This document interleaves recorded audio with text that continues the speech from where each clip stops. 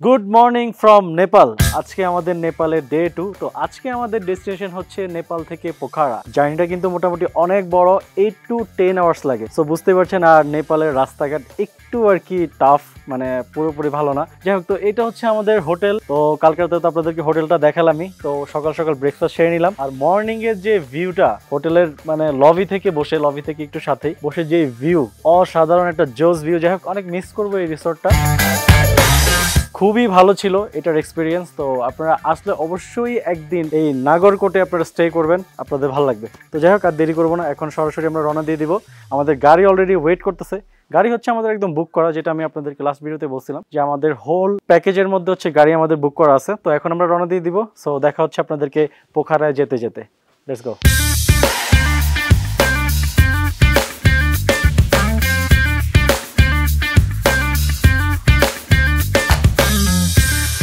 So guys, Pokhara যাওয়ার পথে আমাদের আরেকটা ভিজিট পয়েন্ট পড়ে গেল, সেটা হচ্ছে চন্দ্রগিরি হিল লিমিটেড। যাই হোক, এটা হচ্ছে পাহাড়ের উপরে। তো মেইনলি এখানের যে মেইন আকর্ষণ সেটা হচ্ছে পাহাড়ের উপরে। এখানে আপনারা কেবল কারে চড়ে পাহাড়ের একদম চূড়ায় যেতে পারবেন, আবার ওখান থেকে আপনাকে নিচে নামায় দিবে। তো যাই হোক, এই অ্যাক্টিভিটিসটা আপনারা চাইলে এখানে এসে করতে পারেন। বাট এখানের যে ভিউটা, এখান থেকে পুরো আমার পিছনে পুরো শহরটা একদম ছোট ছোট ছোট ছোট ছোট বিল্ডিং দেখা যাচ্ছে। যখন আপনাদেরকে ভিউটা দেখাই, আর এখানে খুব সুন্দর করে লেখা আছে আই লাভ চন্দ্রগিরি।